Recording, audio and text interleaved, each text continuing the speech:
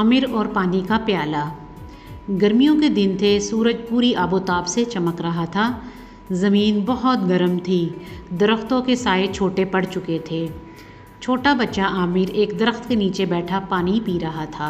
अचानक उसने देखा एक नन्हा सा परिंदा दीवार पर बैठा है। इसका मुंह खुला हुआ था, इसके परों से थकान जाहिर हो रही थी और वो बहुत प्यासा लग रहा था। आमिर परेशान हो गया। अम्मी, ये परिंदा कितना उदास लग रहा है।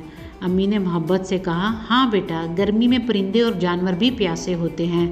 चलो हम इनके लिए कुछ करते हैं। अम्मी और आमिर ने मिलकर एक छोटा सा मिट्टी का प्याला लिया, इसमें साफ़ पानी डाला और फिर दरख्त के नीचे रख दिया। थोड़ी ही देर में वही परिंदा आकर पानी पीने लगा। आमिर खुश होकर बोला, अम्मी वो पी रहा है, मुझे ये देखकर बहुत खुशी हुई। अम्मी मुस्कुराई, यही तो नेकी की खुशी है आमिर। इसी शाम आमिर अपने अब्बू के साथ मस्जिद गया। वहाँ इमाम साहब कह रहे थे, एक शख्स ने प्यासे कुत्ते को पानी पिलाया, अल्लाह ताला ने इसकी मग़फ़रत फरमा दी। आमिर की आंखें चमकने लगी। इस दिन के बाद आमिर अपने घर, स्कूल और मस्जिद के बाहर पानी के प्याले रखना शुरू कर दिए।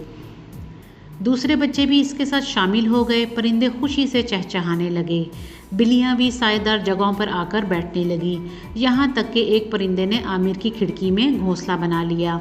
कहानी का सबक, अल्लाह की मखलूक के साथ नरमी करना इबादत है। गर्मी में सिर्फ एक प्याला पानी भी जन्नत का ज़रिया बन सकता है।